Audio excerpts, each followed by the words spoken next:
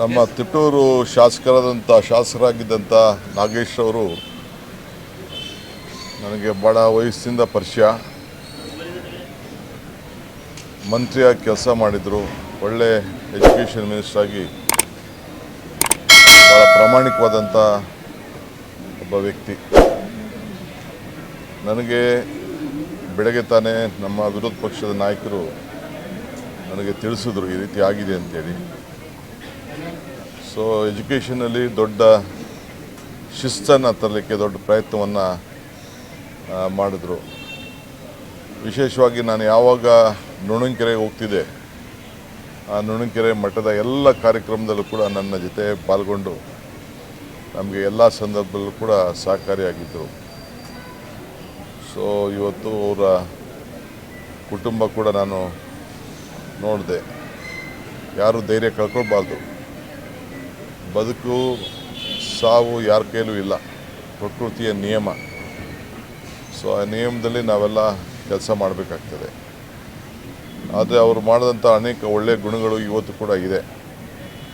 ಆ ಕ್ಷೇತ್ರದಲ್ಲಿ ಏನು ದೊಡ್ಡ ಜನಸಂಖ್ಯೆ ಅವ್ರದ್ದೇನಿಲ್ಲ, ಆದರೂ ಕೂಡ ಅವರು ಅಪಾರವಾದಂಥ ವಿಶ್ವಾಸ ಗಳಿಸಿ ಅಲ್ಲಿ ಜನಪ್ರತಿನಿಧಿಯಾಗಿ ಸೇವೆಯನ್ನು ಮಾಡಿಕೊಂಡು ಬಂದಿದ್ದಾರೆ. ಸೊ ಅವರ ಆತ್ಮಕ್ಕೆ ಶಾಂತಿ ಸಿಗಲಿ. ಸರ್ಕಾರ ಕೂಡ ಅವ್ರಿಗೆ ಏನು ಒಂದು ಗೌರವವನ್ನು ಕೊಡಬೇಕು, ಅವ್ರಿಗೆ ಆ ಗೌರವವನ್ನು, ಸರ್ಕಾರದ ಗೌರವ ಎಲ್ಲ ಥರದ್ದು ಕೂಡ ಅವ್ರಿಗೆ ದೊರೀತದೆ. ಸೊ ಅವರ ಎಲ್ಲ ಅನ್ಯಾಯಗಳು, ಅವ್ರ ಪಕ್ಷದ ಕಾರ್ಯಕರ್ತರು, ಅವರ ಬಂಧುಗಳು ಎಲ್ಲರೂ ಕೂಡ ಭಗವಂತ ಒಳ್ಳೇದು ಮಾಡಲಿ ಅಂಥೇಳಿ, ಅವ್ರಿಗೆ ಇದನ್ನು ತಡ್ಕೊಳ್ಳೋಂಥ ಶಕ್ತಿ ಸಿಗಲಿ ಅಂಥೇಳಿ ನಾನು ಪ್ರಾರ್ಥನೆ ಮಾಡ್ತೇನೆ. ಸೊ ಇವತ್ತು ನಾನು ಅಸೆಂಬ್ಲಿಲಿ ಕಾರಣದಿಂದ ಅವ್ರಿಗೆ ನಮನವನ್ನು ಸಲ್ಲಿಸಲಿಕ್ಕೆ ಆಗ್ತಾಯಿಲ್ಲ ಇವತ್ತು. ಏಕೆಂದರೆ ನಾನು ದೆಹಲಿಯಲ್ಲಿ ನನ್ನದೊಂದು ಸಭೆ ಇದೆ, ಹೋಗಬೇಕಾಗಿದೆ. ನಾಳೆ ತಮಿಳುನಾಡಿನಲ್ಲಿ ಒಂದು ಸಭೆ ಇದೆ, ಹೋಮ್ ಮಿನಿಸ್ಟರ್ ಸಭೆ, ಅದರಲ್ಲೂ ಕೂಡ ಪಾಲ್ಗೊಳ್ಬೇಕಾಗಿದೆ. ಸೊ ಅದರಿಂದ ನಾನು ಇವತ್ತು ಅಸೆಂಬ್ಲಿಯಲ್ಲಿ ಅವ್ರಿಗೆ ನುಡಿ ನಮನವನ್ನು ಸಲ್ಲಿಸಲಿಕ್ಕೆ ಸಾಧ್ಯ ಆಗ್ತಾಯಿಲ್ಲ.